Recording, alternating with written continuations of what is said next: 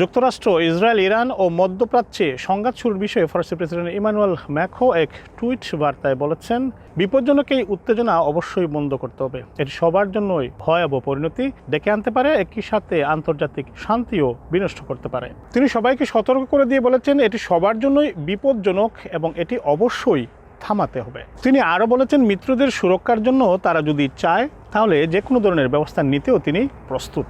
এদিকে ক্রমবর্ধমান উদ্বেগজনক এই উত্তেজনাকর পরিস্থিতির মধ্যে ফ্রান্স, ব্রিটেন, জার্মান ও পোল্যান্ড তাদের নাগরিকদের খুব প্রয়োজন ছাড়া ইসরায়েল ও পশ্চিম তীর ভ্রমণে সতর্কতা আরোপ করেছে।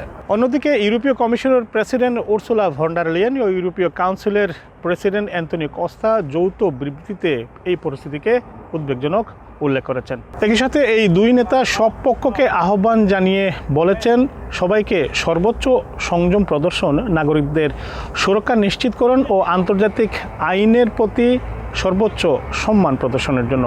এদিকে মধ্যপ্রাচ্যের বিভিন্ন দেশে যুক্তরাষ্ট্রের ঘাঁটিগুলিতে ইরানের হামলার পর মধ্যপ্রাচ্যগামী ওমান, কাতার, ইমারাত এয়ারলাইন্স সহ বিভিন্ন এয়ারলাইন্সের ফ্লাইট সাময়িকভাবে বাতিল করা হয়েছে। ফ্রান্স থেকে বাংলাদেশে যাচ্ছিলেন অনেক প্রবাসী বাংলাদেশি। এই ফ্লাইটগুলো বাতিল হওয়ার কারণে তারা বিমানবন্দর থেকে ফেরত আসেন। বিষয়টি নিশ্চিত করেছেন ট্রাভেলস এজেন্সি ব্যবসার সাথে যুক্ত বাংলাদেশি প্রবাসীরা। একই সাথে তারা এও জানিয়েছেন, এটি সাময়িক, পরিস্থিতি উন্নতির দিকে গেলে ফ্লাইট আবারও চালু করা হবে। রাশিয়া ইউক্রেন যুদ্ধের কারণে ইউরোপের দেশগুলোতে অর্থনৈতিক নেতিবাচক প্রভাব পড়েছে, যা এখনও চলমান।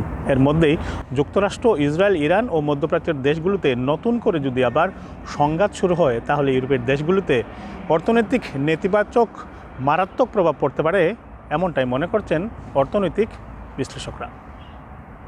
ফ্রান্স প্যারিস থেকে মোহাম্মদ লুৎফুর রহমান বাবু, সময় সংবাদ।